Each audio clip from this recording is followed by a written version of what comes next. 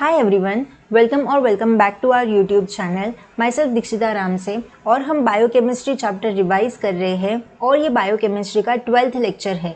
आज के लेक्चर में हम देखेंगे डीएनए सीक्वेंसिंग के बारे में कि डीएनए सीक्वेंसिंग क्या होती है, इसे क्यों करते हैं और इसके कुछ मेथड्स है। वो मेनली हम 3 मेथड के बारे में डिस्कस करेंगे। तो सबसे पहली बात कि डीएनए सीक्वेंसिंग करनी ही क्यों है, इसका इंपॉर्टेंस क्या है। So DNA sequencing is important because it allows to determine the exact order of nucleotide in DNA molecule।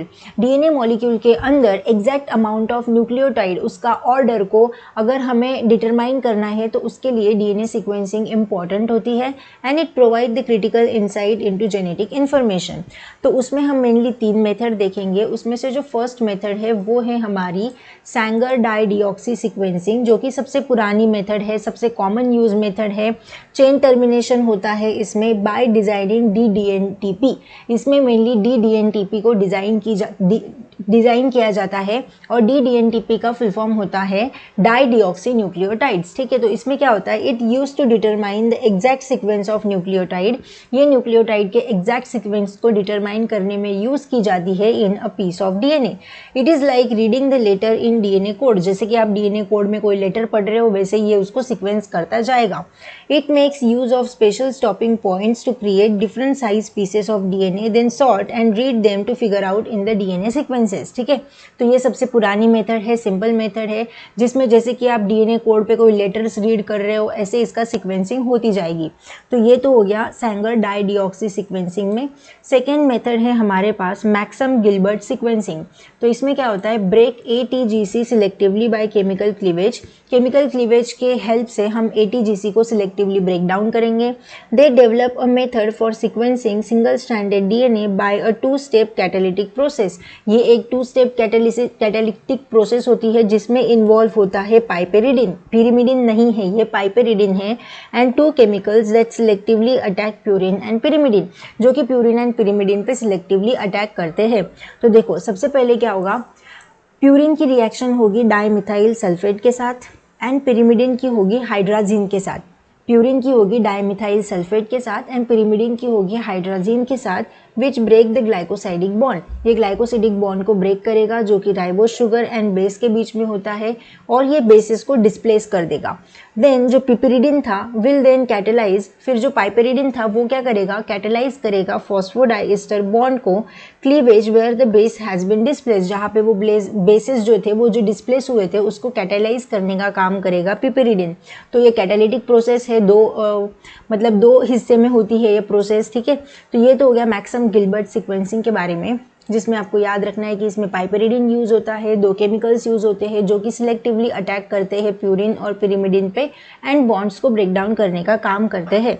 Then जो थर्ड मेथड है वो है पायरो सीक्वेंसिंग, जिसको 4-5-4 सीक्वेंसिंग भी कहा जाता है।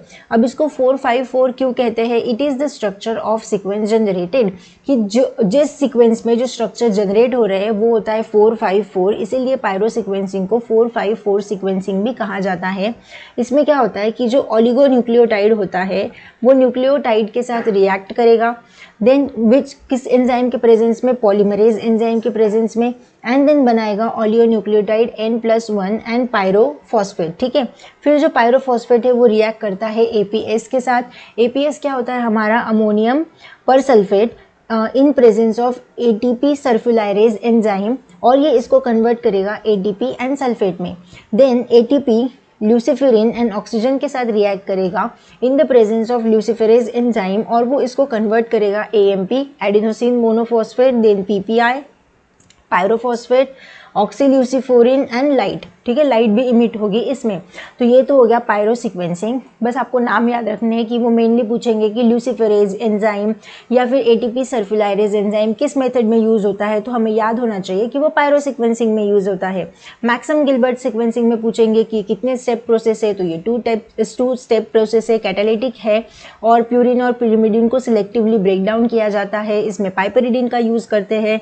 देन हमने पहली वाली देखी सैंगर डाइडिऑक्सी सीक्वेंस, जो कि सिंपलेस्ट होती है, सबसे ओल्ड सीक्वेंसिंग है, जिसमें DDNP को डिजाइन किया जाता है, यानी कि डाइडिऑक्सी न्यूक्लियोटाइड्स को, and it is the use to determine the exact sequence of nucleotide in a piece of DNA, कि किसी पीस ऑफ डीएनए में एग्जैक्ट न्यूक्लियोटाइड की सीक्वेंस क्या है उसको डिटरमाइन करने के लिए यूज़ करते हैं हम Sanger डाईडीऑक्सी sequencing.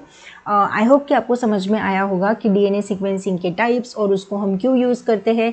Thank you very much for watching. मिलते हैं हम नेक्स्ट लेक्चर में, तब तक के लिए keep achieving, keep learning, keep thriving and take care of yourself. Bye bye. You can support my channel by scanning this QR code via UPI. Any small contribution means a lot to me and helps me continue creating content. Thank you so much for your support.